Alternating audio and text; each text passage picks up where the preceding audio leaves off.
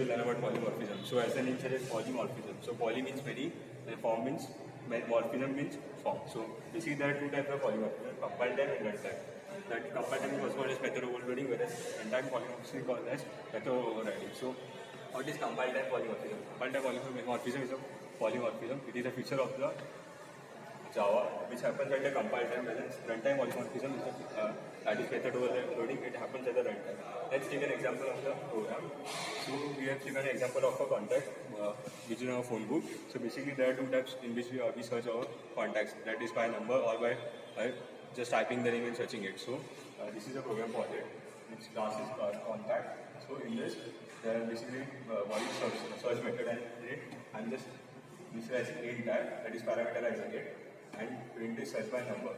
Okay. So when then second method has the same name, that is search, and it has print search by name. Okay. So I just created a main class of it and calling the object of contact class. So calling by the reference variable is c.search 1. So as the number 1, it is an display is just an integer. So it will call the void search method that has integer on it. And second, when I'm just calling by using the string method, it will call a string, void search string. Okay, so when you are calling by search I1, that is integer, it will search by number, print will be search by number, whereas when you are calling by string, it will be search by string. So basically it was method overloading. It is happening at the compile time, meaning that in this already values are fixed, so it will happen at compile. Next is runtime polymorphism, that is also called as method overriding. In this, I just declared a class A and just written a method run, okay, and print this is class A and B, that is extending A, that is inheriting its properties from A. So it is run, it has the same method, that is run A. We are just overriding the method, that is we are reinitializing the method. Okay.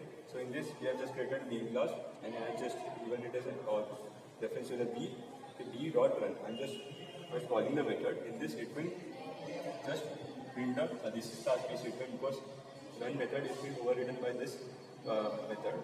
So while this is called runtime polymorphism method overriding, because in this run method is overridden by this class B run method. So that's all. It is also a dynamic polymorphism. So this was all about polymorphism. Thank you.